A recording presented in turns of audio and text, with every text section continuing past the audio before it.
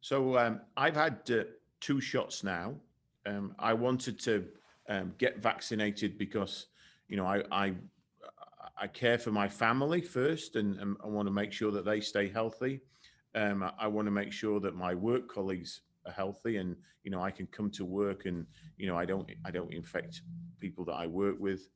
I'd like to travel and see family and friends that I haven't seen now for over a year. So it was important for me to get vaccinated for those reasons.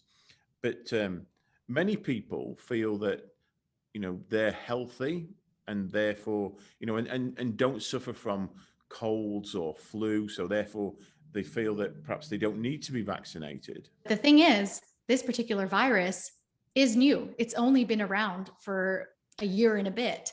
And so your body, no matter how strong your immune system is, probably hasn't seen it before. And so it doesn't know yet how to recognize and fight this because it's a novel pathogen. It's something new. What the vaccine does is it lets you learn how to recognize it. It doesn't give you the actual virus. It gives you like a picture of the virus. You can still recognize it. It just gives you the blueprint for the spike protein without actually having to be exposed, without actually having to be sick and have COVID-19, risking something more severe or being hospitalized, but also risking being one of these long haulers that are facing symptoms for many months that are impacting their quality of life day to day. There have been a lot of conversations and social media posts going around where people are saying you don't need a vaccine if you have a strong immune system, or take this immune boosting vitamin, or do this and that, and you'll be fine. It's great to take care of your body. It's great to get good rest. Make sure you have good levels of vitamin D. Those things are all important for sure for your overall and general health. But there isn't really such thing as an immune boost. In fact, that's not how the immune system works. If you have too much, if your immune system's too active, you get lots of inflammation, and that actually is its own type of condition that can be really damaging. And specifically, the immune system works in a very focused way. It's not just generally on all the time. It activates in response to particular pathogens or particular things that may be entering the body, like the virus causing COVID-19.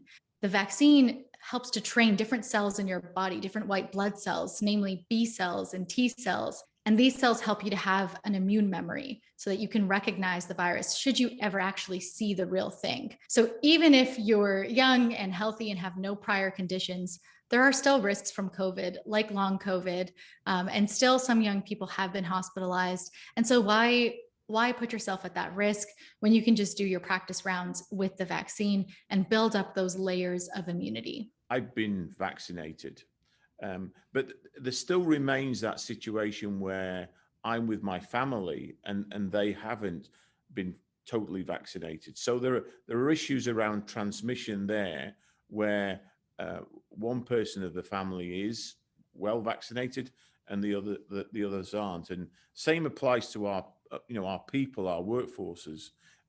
We could have crews where individuals are vaccinated, but others aren't, and people feel quite nervous around that transmission in those situations. Can you give us some reassurance or some ideas what is happening in those circumstances? We get vaccinated to protect ourselves, but also to protect those around us. And fortunately, the COVID vaccines do reduce transmission. I know that we were slow to say that. It's because we wanted to make sure we had tested it before. And so in the beginning, the early days of the vaccines, scientists weren't really commenting on transmission. And some people took that to mean that they don't reduce transmission. But the bottom line is that they do.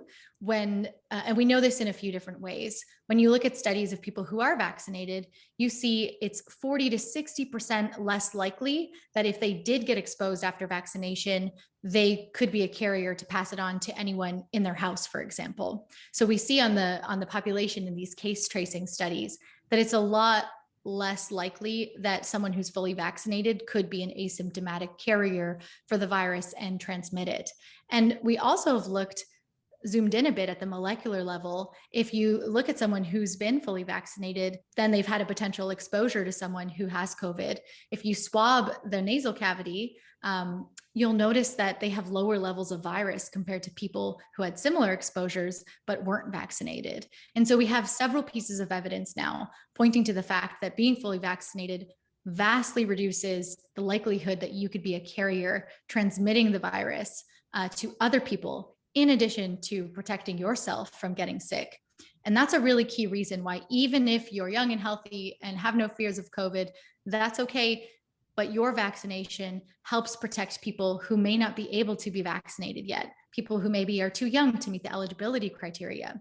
And it also helps protect those for whom vaccinations may be less effective because, for example, they may be immunocompromised. So your vaccination helps you, but it also helps those in your community, those in your family, those around you. Perhaps when we are vaccinated, there's this period of time when we still might be at risk before it actually, the vaccine kicks in and protects us. So perhaps you could give us some thoughts on some of those particular issues. It actually takes at least a week or a few weeks, ideally, for your immune system to start building up the cells that create the antibodies that help your body to recognize and neutralize the virus that causes COVID. And then it takes even longer for T cells. These are helper cells, and they're also killer cells that will actually kill any cells that do get infected so that the virus can't spread. And so you need all of these different layers of the immune system, all of these different immune cells to be activated. And it takes some time after a vaccine for them to be created and developed and mature. And so you're not actually immune until at least a week after your second dose. You get some immunity a few weeks after your first dose, but the best immunity is at least a week or two after your second dose. If you want to learn more about vaccine-induced immunity and why it's important to get vaccinated to protect yourself and others, you can check some of the sources linked below. Please give this video a thumbs up if you learned something, and remember to share it with any friends, families, or coworkers who may be asking similar questions.